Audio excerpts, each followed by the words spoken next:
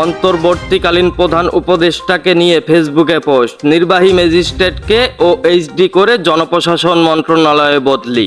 অন্তর্বর্তীকালীন সরকারের প্রধান উপদেষ্টা অর্থনীতিবিদ ডক্টর মোহাম্মদ ইউনূসকে নিয়ে ফেসবুকে বিতর্কিত মন্তব্য করে সমালোচনায় পড়েছেন লালমনিরহাট জেলা প্রশাসনের নির্বাহী ম্যাজিস্ট্রেট তাপসী তাবাচ্চুম উর্মি। এ ঘটনায় তাকে ওএইচডি করে জনপ্রশাসন মন্ত্রণালয়ে বদলি করেছে সরকার। রোববার 6 অক্টোবর 2024 সন্ধ্যায় বিষয়টি নিশ্চিত করেছেন জেলা প্রশাসক HM Rakib Haider. Update time online অনুসন্ধানী নিউজ টিমকে তিনি জানান, এখনও নির্দেশনা হাতে আসেনি। রোববার সন্ধ্যায় জনপ্রশাসন মন্ত্রণালয়ের সিনিয়র সহকারী সচিব নীলুফা ইয়াসমিনের সই করা এক প্রজ্ঞাপনে এ তথ্য জানানো হয়।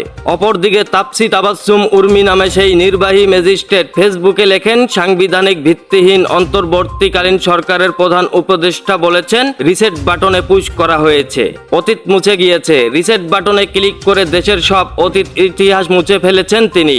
এই বিষয়টি কি এতই সহজ? কাউন্টডাউন শুরু হয়ে গিয়েছে আপনার মহাশয়। পরে স্ট্যাটাসের বিষয়ে জানতে চাইলে উর্মি মুঠোফোনে আপডেট টাইম লালমনিরহাট অনলাইন অনুসন্ধানী নিউজ টিমকে বলেন, আমি পোস্ট দিয়েছি, এটাই তো যথেষ্ট। আনলিমি করেছি, বিভিন্ন কারণ হতে পারে। পরে তিনি বলেন, এ বিষয়ে আমি কোনো মন্তব্য করতে চাই না। এদিকে তাপসী তাবাচ্চুম উর্মির ফেসবুক আইডিতে গিয়ে দেখা গিয়েছে ছাত্র জনতার গণ অভ্যুত্থানে ক্ষমতাচ্যুত সরকারের পক্ষে অবস্থান নিয়ে বেশ কিছু স্ট্যাটাস দিয়েছেন তিনি। এছাড়া আওয়ামী লীগের পক্ষে শক্ত অবস্থান নিয়ে বেশ কিছু পোস্টও করেছেন।